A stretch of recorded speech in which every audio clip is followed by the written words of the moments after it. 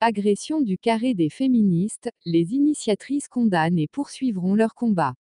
2 jours après l'agression des femmes formant le carré féministe près de la faculté centrale et la polémique que cela a suscité, les initiatrices du mouvement reviennent sur cet incide. Le collectif des femmes algériennes pour un changement vers l'égalité condamne cette agression organisée et insiste sur la justesse de leur combat. Aucune démocratie ne peut être instaurée sans la reconnaissance des droits des femmes dans la société. Le HuffPost Algérie publie le communiqué dans son intégralité. Communiqué des femmes algériennes pour un changement vers l'égalité. Depuis le 22 février, journée de la revendication citoyenne, les Algériennes marchent pour un état de droit et une Algérie libre et démocratique. Le vendredi 22 mars, nous avons pris conscience, à l'instar de l'ensemble de nos compatriotes, étudiants, partis politiques, associations et corporations, de l'exigence de donner du contenu à la revendication principale du mouvement qu'est « Système dégage ». Or, ce système est loin d'être abstrait, autoritaire et basé sur des structures et des pratiques sociales oppressives qui reposent aussi sur l'assujettissement des femmes. Le mouvement des femmes, déjà ancien puisqu'il date de la création de l'Association des femmes algériennes en 1947 par DM. Militante du mouvement national, s'est toujours battue contre le déni des droits des femmes.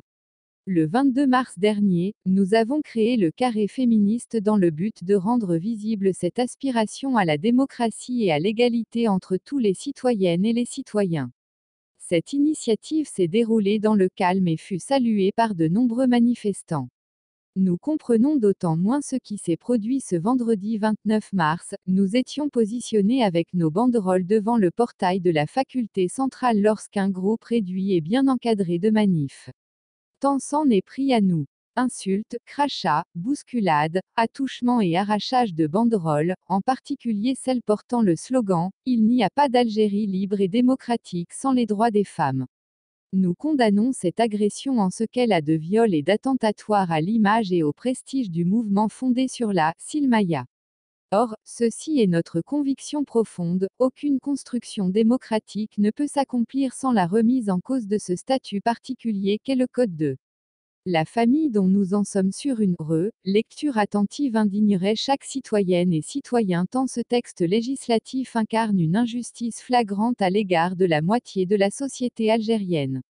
Nous avons milité et marché depuis toujours aux côtés de nos compatriotes pour combattre l'oppression du peuple tout entier.